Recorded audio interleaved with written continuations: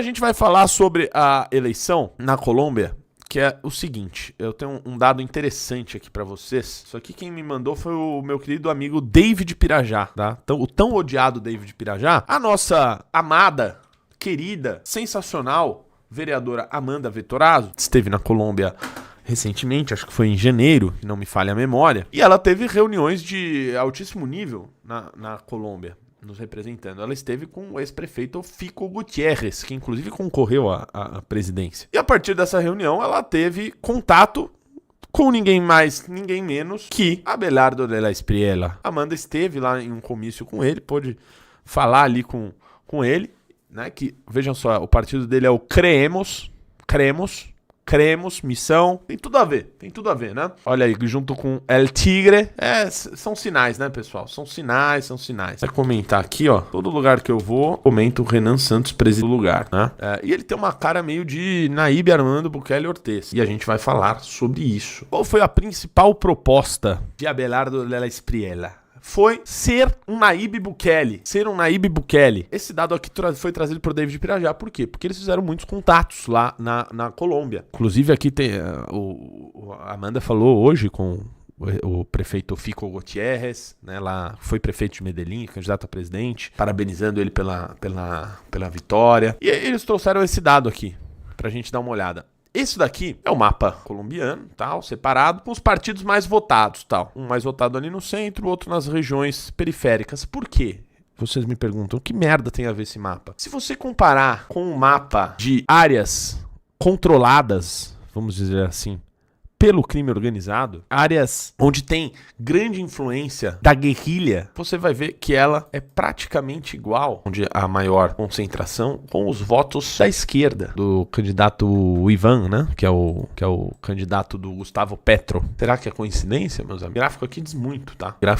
Vamos lá, pra quem não entendeu absolutamente pouco nenhuma aí do título, nós tivemos eleições na Colômbia hoje, né? A primeira vuelta, né, o primeiro turno das eleições colombianas, uma vitória aí, né, do Abelardo Rodrigues, que é um outsider nessa eleição, desacreditado. Enfim, eu vou traçar aqui alguns paralelos do Abelardo com Renan Santos, né? Isso precisa ser falado, Abelardo de la Espriella. O Renan Santos postou aqui este meme que eu achei brilhante, porque ele diz o seguinte aí, pra quem é mais cegueta, tipo eu. Outsider, Javier Milei, El León, conhecido como El León. Curiosidade, né? Lá na Argentina, como eles têm uma regulamentação das pesquisas eleitorais, as pesquisas não podem divulgar o nome do candidato, né? Então os candidatos lá todos tinham o seu apelido lá, o seu animalzinho, né? O Javier Milei era o León, a Patrícia Bullrich era Pato Bullrich. O León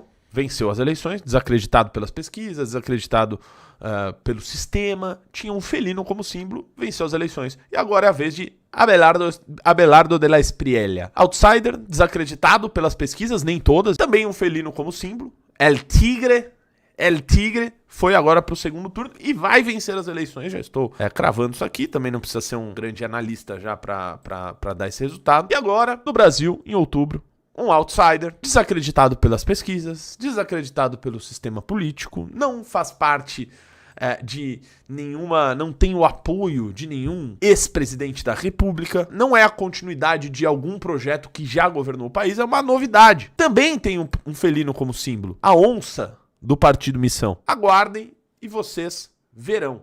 O leão venceu, o tigre venceu, em outubro a onça vai vencer também. Rapaziada, é isso aí, André Jacob, é a trindade dos felinos Pou.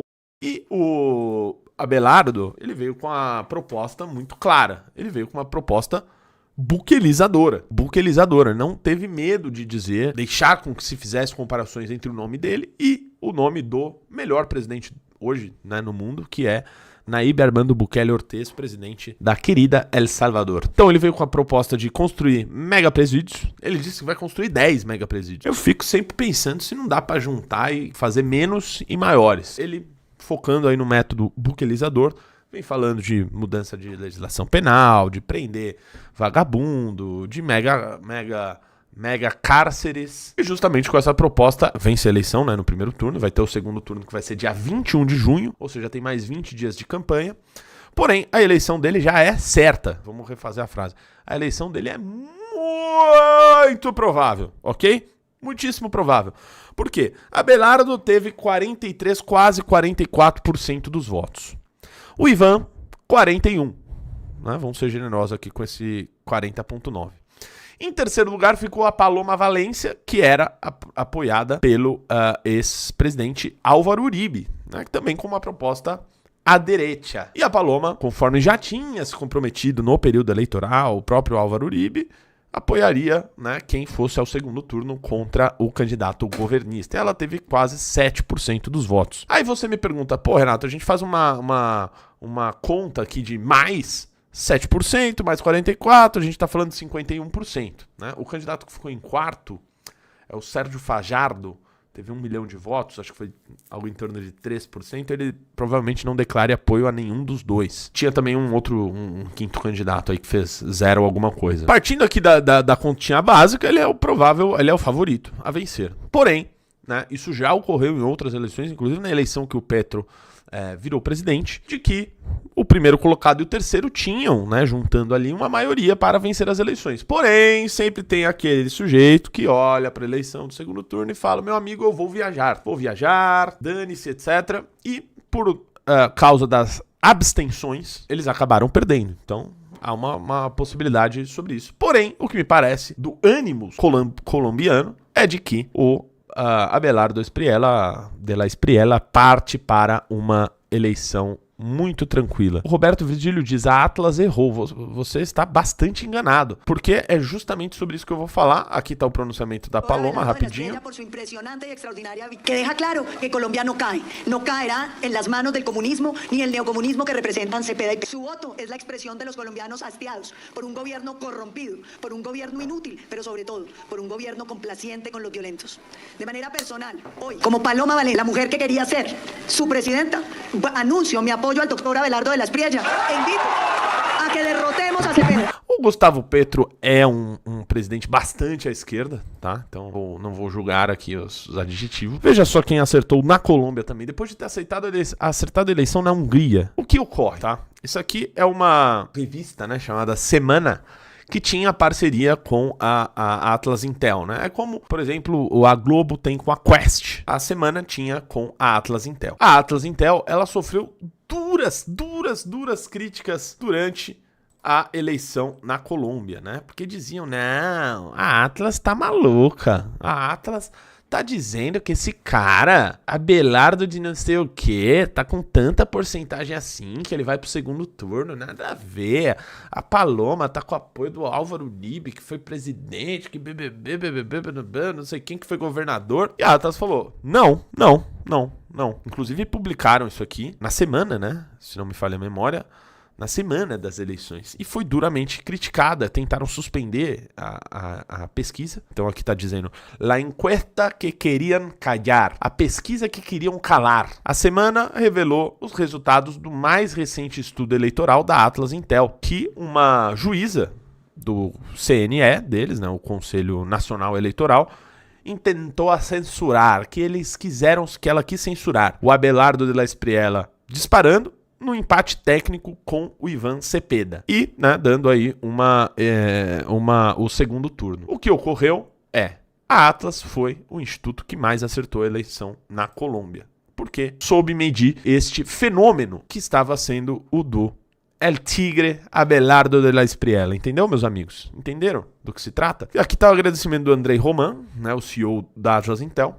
Gostaria de agradecer a Gabriel Gilinski e a Cid Lancheiros. Essa aqui é familiar meu, é família Lancheiros. E a toda a equipe da Revista Semana por se associar à Atlas Intel neste ciclo eleitoral. Muito criticada por sua agenda editorial, a Semana merece reconhecimento por informar com veracidade seus leitores e por seu compromisso com a independência midiática e o debate democrático. Muitos meios de comunicação tentaram usar as pesquisas para manipular a opinião pública em favor de um candidato específico. Depois vocês leiam lá os comentários dos colombianos. Seguimos o tracking e foi impressionante a certeza. Total credibilidade. Você vê lá os colombianos lá falando sobre a Atlas. O André até colocou: queridos colombianos, Atlas Intel sempre les dijo la verdad. A Atlas Intel sempre disse a verdade a vocês. E acertou, bem acertado. Olha só. Aqui, ó. Tá aqui, ó, da última Atlas. Dia 30, ontem.